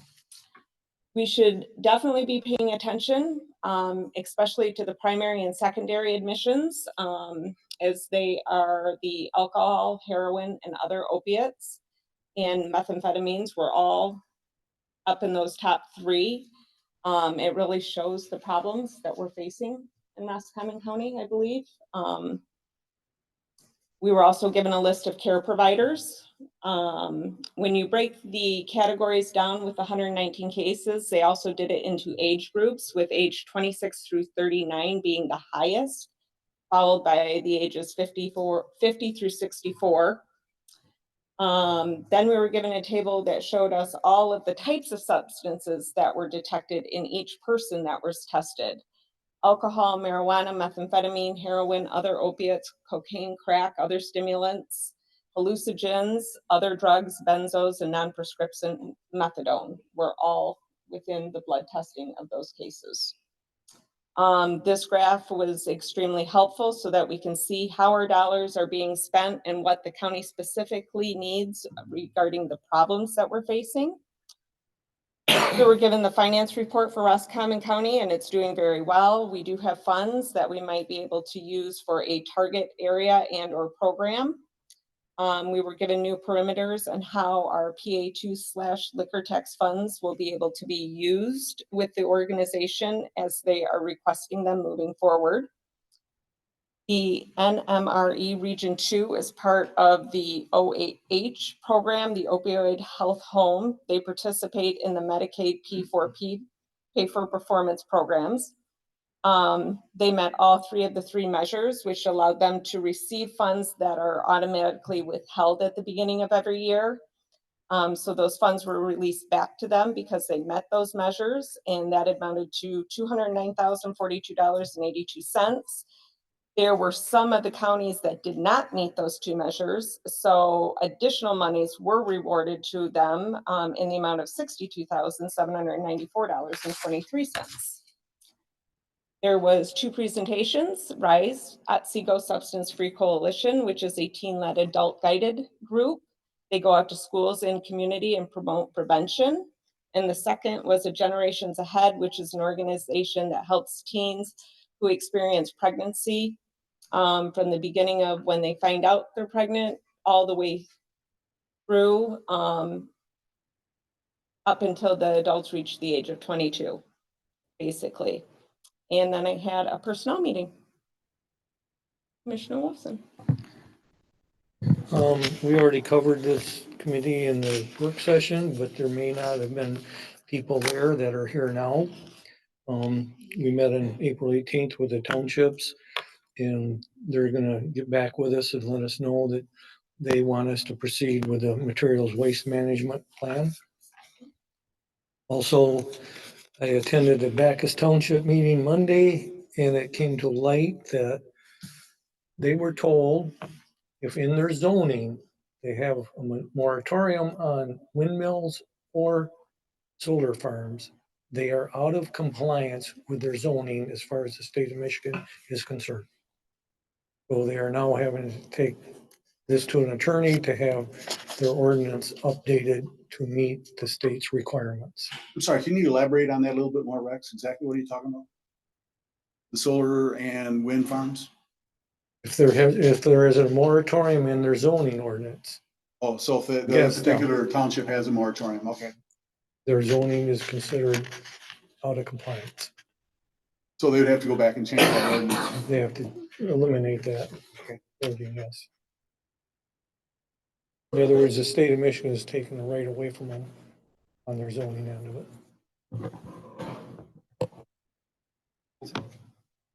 Board comment. Commissioner Ostergen? Yes, I have a few comments. Earlier, we heard some comments about the county board can petition to change the Houghton Lake legal levels if we chose to do so. That's true. But we voted in past, made resolutions and or comments that we were not going to do that. Secondarily, if we do that, it still has to go through a very expensive, extensive legal process. Costs would be upwards of, we were told earlier by, I think Stacy Hisson, upwards of $1.5 million to get everything done properly through the legal process. And you're still going to need 2/3 of the people on the lake probably by the time that gets done. Houghton Lake has been mismanaged illegally for years. And that doesn't mean it should continue to be. In fact, the county has recently been threatened with a lawsuit because of that illegal management. Houghton Lake yesterday was at 8.28 gauge, 2.16 inches over legal level. So we're getting closer and closer. But I just want to keep in mind, or have this board keep in mind that it's going to be very, very expensive for this county to ask for a change in the legal lake levels of any of our lakes. Thank you. Commissioner Melbourne? I'd like to thank Chair Carey for being here today to answer some of those tough questions of the COA. I'd like to thank Mr. Philip Spicer for his attendance and comments today. But Mr. Jeffrey Max Lavoy, I stand in total solidarity with your comments. Thank you for being here today and bringing some folks. That's all I have, Madam Chair. Thank you. Commissioner Russo? We are going to be going to the lake level control structures later today. I want to remind everybody that there were letters sent out to the Houghton Lake Special Assessment District. I know at the top of the letters, the way it's worded, it says Houghton Lake lake levels. Although it's stated that way, it's, from my understanding, it's because of how the SAD was originally created. But these meetings out at our control structures have nothing to do with talking about raising and or lowering lake levels. It is strictly for an update on where we are with each of the structures. That being said, there is a public hearing for the Houghton Lake Special Assessment District on March 23rd at the Houghton Lake High School at 5 p.m. I mean, yeah, March 23rd. May 23rd, sorry, March, sorry, May. You're overworked, darling. You're over. No, I just have a typo. Again, that has nothing to do with raising lake levels. That is strictly about assessment and apportionments. It would be great if all the commissioners at some point could stop in there, especially the ones that are with the districts around Houghton Lake. That way, if people do have comments or questions, we might be able to help out with that. On that same note, I'd like to mention, there's one for Lake St. Helen on May 28th, Township Hall. And I'd like to encourage all commissioners to participate because this is a county-wide issue with each lake, not just the lake that falls in your district. Do we have any public comment? Yes.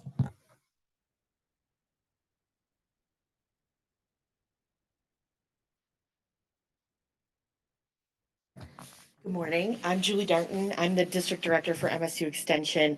And I apologize. I should have made my comments in the first half of the meeting instead of waiting for the second half of the meeting. And I hope you'll, forgive me for that lapse. I did get an email communication from Chairwoman Sensor asking me to help her understand how the dollars that would be allocated through the proposed millage would be used by MSU Extension.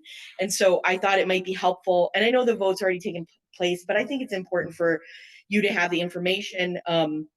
So 0.10 mils, I was initially doing calculations based on the 2023 assessed value. And so the values did increase, as you know, and so the dollar amount did increase that would be allocated.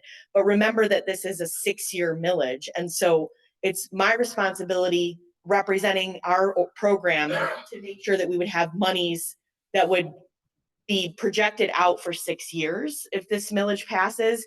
And so there's some increase that we expect to have happen, but we also know that the property market has changed in the last few years. We've experienced those ups and downs. And so it's my responsibility to make sure that that dollar amount would cover the amount that we would want to have for our organization. In terms of the breakdown of dollars, I calculate that 0.10 mils would leverage approximately $179,000 and some change. And if my math is wrong, please forgive me. I estimate that almost 92% of that would be used for salaries. So the thing about where we were in 2022, remember that we did have a full-time support staff person, but half of that person's time was allocated to the gypsy moth suppression program. In my experience in this current labor market, it's difficult to get someone who will apply for a part-time job. So a full-time job is what we would be seeking. And that full-time job could also support the Economic Development Committee and some of the tasks that they have to do. So we would be seeking a full-time person for that. And then also taking our 4-H program coordinator, who is currently working half-time on projects for MSU Extension on a statewide basis, to serve 100% of their time in Roscommon County working in the 4-H program. So currently, even though John is a full-time staff person, only about half of his time is allocated specifically to the 4-H program here in Roscommon County. So that leaves me with a remainder of about $14,000. My hope would be that I could identify programs that would be valuable to Roscommon County and utilize those additional dollars for that. One of those options would be to have a Master Gardener program, which does require funding. And I would bring together money from neighboring counties to probably make that happen. But I would do that in conversation with you as the board and with our stakeholders in the county. And additionally, currently there's a small amount of money, well, small to compared to the overall budget, but if you didn't have it in your pocket, you'd be like, that's a lot of money. $2,000 roughly that provides our copier and phone. That is coming out of your general fund. And I also want to say thank you for that money. That is helpful. And that money would come out of this specific millage amount.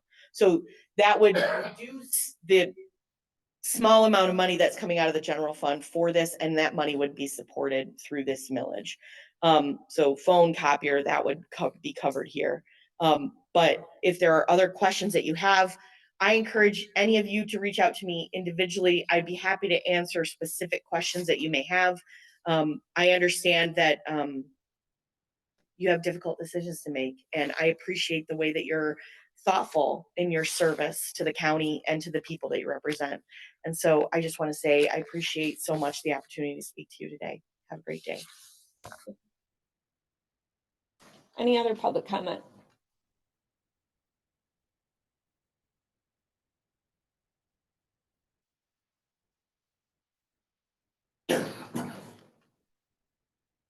Hey, I'm Ray Lozinski. I am the vice chair of the County Economic Development Committee, also supervisor for Richfield Township.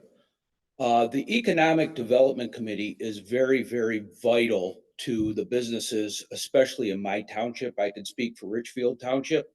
They rely a lot of them on information that comes down from the state. There are some grants that are available that the EDC has sponsored or has informed them of that many of our businesses have benefited from. But in regards to that, one of the endeavors that the Economic Development Committee did take on in cooperation with the MSU Extension was a First Impressions tour. And what that was is there was approximately 5 people that came into Roscommon County. And let me caveat that to, this is the first time that this has ever been taken on a countywide project. So Roscommon County kind of made a name for itself by doing this. But anyway, let me continue on where I was going with that. And they sent approximately 5 people into the St. Helen area, Houghton Lake area, Higgins Lake, Roscommon area. And these people came in as tourists the first time. We didn't know who they were. We didn't know when they were coming in. We had absolutely no thing. And they gave us a pretty comprehensive report on things they liked, things they didn't like. And well, we had a countywide debriefing on it, and it was enlightening. And it was be enlightening to our businesses. Tonight at Denton Township at 6 o'clock, there will be the debriefing specific to the Houghton Lake area, what they liked, what they didn't like. Next Wednesday at 6 o'clock at the Richfield Township Hall, we're going to have these people come in. Well, it'll be a Zoom meeting. Actually, all this will be Zoom from now on, but they will be there and they will discuss with us what they liked, what they didn't like, and the feedback. I know in Richfield Township, I'm inviting all of my businesses, all of our businesses to come in. And it's a room for improvement. We can see what's wrong, but that's just one of the things that the EDC and MSU Extension can accomplish. And I really, really hope that the public will support us. And I really hope that we can receive continued support as we have from this council. Thank you. Thank you. Any other public comment? Madam? Me too. My name's Jeffrey Max Lavoy. I live at 7408 West Emery. Finally got that. First of all, I'd like to thank you all for helping us out. People on Emery Road really appreciate it. But a few months back, you guys had a resolution you wrote out for Roscommon County, Roscommon Township did, and also Denton Township sent a resolution to tell consumers power not to come down Emery Road to use state land. So we're asking if you would resend that to Consumers Energy and tell them if they would check into running on state land so they don't have to interrupt private. And private homes and private property owners. I mean, it's a no-brainer when all the lines, all the stuff goes down state property anyways. If you look at a map, you can go down Waco Road. They say they can't go through swamps. Well, that's baloney. You go through swamps all the time. If they go on Emory Road, they're going to go from Old 27 down to Emory Road, and that's a swamp for a whole mile. So it's foolish that they can tell us that. It's just that they got the power of eminent domain, and they're just trying to stomp people that don't want them to happen. So I'm asking the board, and I'm going to go to Roscommon, I'm going to go to Denton, and ask them if they would resend the resolution that you guys voted on for us, and just tell them, we think you should move it somewhere else. We're not for this, because it's your county, it's our county, it's our townships, and we should, not by some bureaucrat, tell that a private company should be able to take our land away from us. We're talking 60 to 80 feet of our frontage. And a lot of that, it's right over, there's some houses on Emory Road. It's their frontage, their easement is over their houses. If that line was there and we had to build a house on it, we could not do that. But how can these company come in where the houses are there and build the line through a property that's already been there for years? It's just wrong. And that's why I'm here to fight for the Emory Road. We have a group that we meet, and we are here to represent. I have 57 people on Emory Road that does it, property owners, homeowners that do not want this. And we are willing to go to court. If consumers wants coming through my property, they're going to have to sue me. They offered me $2,000 to destroy my property. 1/3 of my property, it will be going to consumers energy. That's how much they're going to take. Four-wheelers will be riding down in front of my house. They should not have the right to do this when there is alternative routes. And I'm asking county commissioners to help us and just resend the resolution and say, consumers energy, this is our township, our people don't want it, and we are willing to fight. They sue me, I'm countersuing, and believe me, I'm not going to back down. And there's 57 other people on Emory Road that is willing to do this, to save what we've all worked for. Thank you very much. Have a wonderful day. I appreciate it. Thank you. Any other public comment? Two things. The first, I just thought of when you were about the project. Going back to some of the American Rescue Plan funding. So that project they were just talking about, that Ray was talking about for MSU and for EDC was funded through ARP money, just so you know, that's one of the things. And then when we were at the RTA, the township meeting the other day, there were two different townships talking about parks. That's also ARPA money. So those are things that you put back into the community with that money. So I just throw that out there. The more important of all that is that there is a study, I'm all about MSU today, go green, that is grant funded by Michigan State University that we are partnering with Crawford County, Ogama County, and Gladwin counties specific to gather information on community needs in regards to that opiate fund money. We're going to receive like 120,000 for the next 30 years. However, you can only use it on ABC specific to opiate money, which makes sense because that's where the lawsuits came from and people are filing bankruptcy for. The question is, where's the best place that we're going to get the biggest bang for the buck? None of us know that, but our community does. So there's two links. There's a flyer out here. There's two links, and then there's QR codes as well. One is for community members that just have an interest in seeing where that money be directed. Part of this grant money, MSU is offering like $20 gift certificates, $15 gift certificate to Amazon.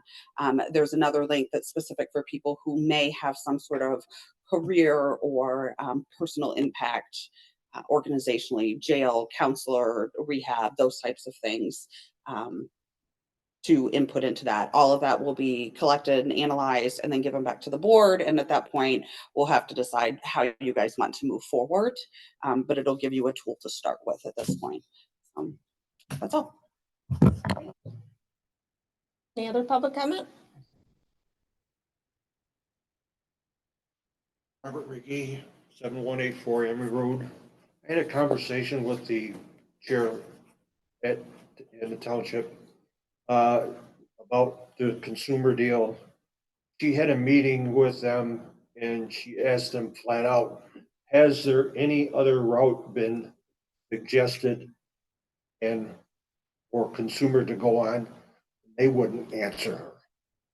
I don't know if any of the board members have talked to consumers, but I don't want this high voltage line on either side of Emery Road.